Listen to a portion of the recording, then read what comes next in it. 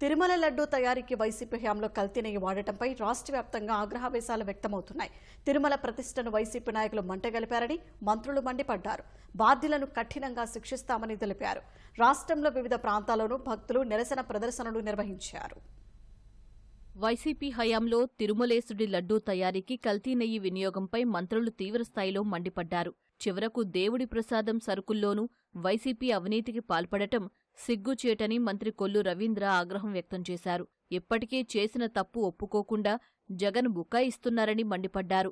Reverse tendering పేరిట అన్నింటా అవినీతికి పాల్పడిన జగన్ చివరకు దేవుడి ప్రసాదానికి వాడే నెయ్యిని రివర్స్ టెండరింగ్ పేరిట కల్తీ చేశారని మంత్రి గొట్టిపాటి రవికుమార్ విమర్శించారు.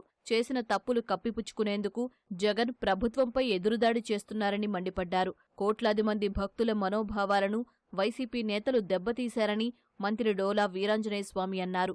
తాము ఏ తప్పు చేయకపోతే కల్తీ నెయ్యి సరఫరాపై సీబీఐ విచారణ కోరే ధైర్యం జగన్కు ఉందా అని మంత్రి ప్రశ్నించారు. వైసీపీ అధికారంలోకి వచ్చిన తర్వాత కల్తీ నెయ్యి సరఫరానేగాక ఇంకా అనేక అరాచకాలకు తెరలేపారని ఎమ్మెల్సీ భూమిరెడ్డి రామ్గోపాల్ విమర్శించారు.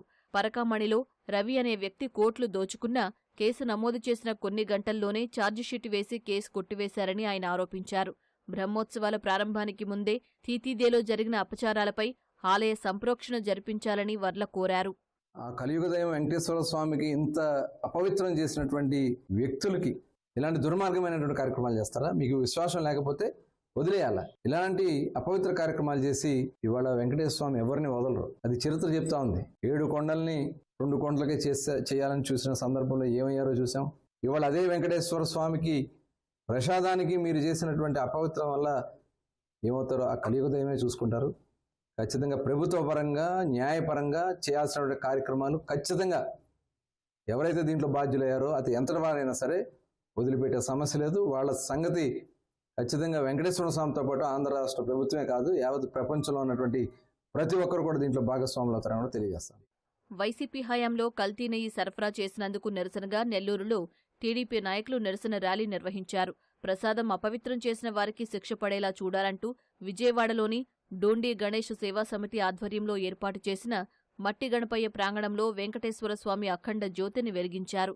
పెద్ద ఎత్తున భక్తులు వచ్చి దీపారాధన చేశారు. కృష్ణా జిల్లా కంకిపాడు బస్టాండు కూడలిలో కూటమి నేతలు కొవ్వొత్తుల ర్యాలీ నిర్వహించారు. కల్తీ నెయ్యి సరఫరా చేసిన వారిని న్యాయస్థానాల ముందు నిలబెట్టి కఠిన శిక్ష పడేలా చూడాలని శ్రీ విద్యాపీఠాధిపతులు శ్రీ వాసుదేవానందగిరి స్వామీజీ అన్నారు.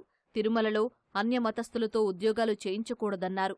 ఈ వ్యవహారంపై సీబీఐ విచారణ జరిపించాలని సిపిఐ నేత ముప్పాళ్ల నాగేశ్వరరావు డిమాండ్ చేశారు.